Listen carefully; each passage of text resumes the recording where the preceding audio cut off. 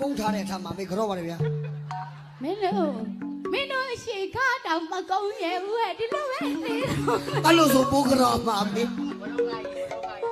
ကဲဆိုင်ဝင်ကဘယ်သူလေတော့ဟဲ့ကိုသမီးကြောတယ်ဗျာအဲ့လိုမျိုးကြီးလိုက်အမေမြည်ပါ အော်ငါမြည်လားဟဲ့အမေမြည်မြည်ကျင်တာဟဲ့ဘာလို့ဒေးလေးရအမေဟိုဘက်လဲပါမင်းသားကြောတာနည်းနည်း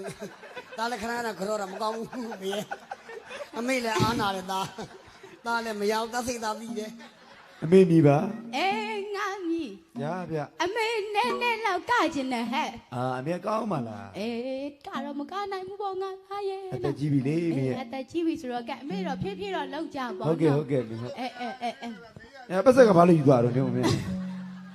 ကဲဖြည်းဖြည်းတော့လောက်ကြပေါ့နော်အတက်ကကြီးပြီဆိုတော့ငယ်အဲ့လိုတချင်းနေတော့မှတ်မိတော့ငါသားရဲ့မှတ်ညံနေမကောင်းတော့ဘူးလေမေလေဟိုလိုတချင်းနေဆိုမေမတ်ကိုမှတ်မိတော့ဘယ်တချင်းလို့မေငါသားရဲ့ဟိုတချင်းလေးပါတယ်ဟိုမဟာဂီတစာအုပ်ကြီးတွေကလေပါတယ်ကောင်းလေးကတွေ့ကိုချင်းနေညက်စင်နာကြီးကြော်တယ်မျိုးတယ်ပဲကားရီပလို့ရှောက်လို့မောင်းမှာပါတယ်မြောက်ကျဲပဲရုပ်ရှင်ကြည့်တယ်လို့ဆိုပို့တာပါတယ်